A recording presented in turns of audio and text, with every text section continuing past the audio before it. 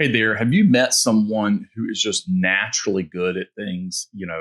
Maybe you've met someone who's just a natural musician. It seems like they could pick up any instrument and within a few hours they're playing it at a level, that it might take you or me years to develop and get to.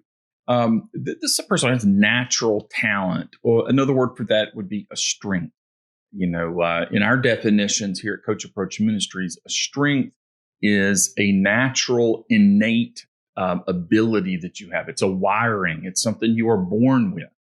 And so some people are born with an ear for music that allows them to then add the skills of playing an instrument or singing.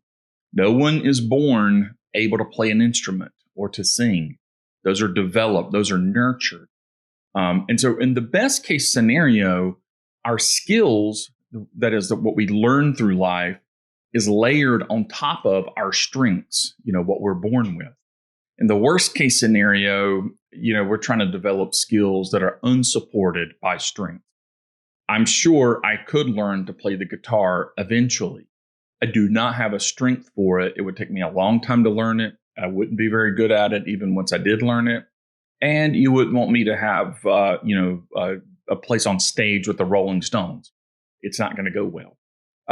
Well, in coaching, there are certain skills that we have to employ, and hopefully they are layered on top of our strengths that we have and that we were just born with.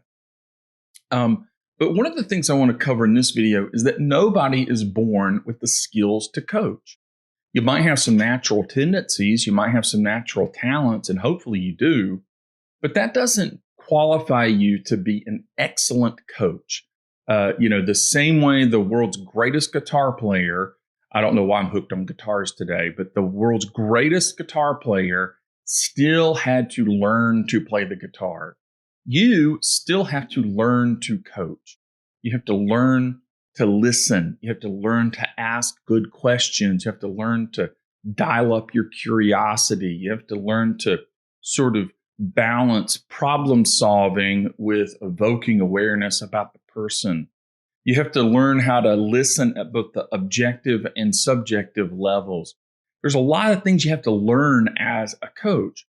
And so what trips up a lot of coaches is they come in and they experience early success and they think, wow, I'm a natural at this. Or they're leveraging some success they had in similar situations. Maybe they're a great communicator, maybe as a pastor or as a speaker, or maybe they've just always been told, hey, you're naturally good with people. That's super, but that doesn't automatically translate into you being a great coach. In fact, it never does. You still have to learn the skills. And so it trips people up when they think, oh, I'm naturally good at this. I don't need to learn the skills. Yeah, you do. You got to learn the skills. You've got to accumulate some of the knowledge around, the various models and things like that as a coach. And when you layer that on top of your strengths, you're going to be a great coach. Other people get tripped up because they think, well, I'll never make it as a coach. I'm not that natural communicator. I'm not that natural, good with people kind of thing. And truth is, yeah, you have to be good with people, at least at a certain level. But the truth also is that it's all kinds of people can add the skills of a coach on top of their strength. I've met artistic people. I've met engineering type people. I've met people who are good at math, are bad at math, good at music, bad at music, people with a sense of humor, people with no sense of humor.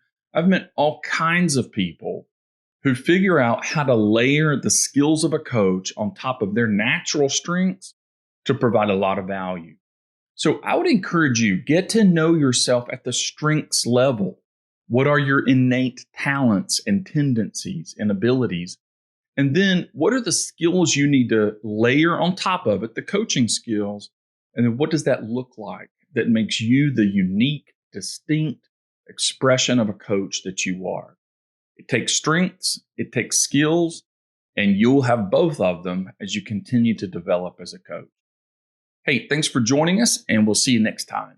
Be sure and subscribe so you don't miss any of our great content.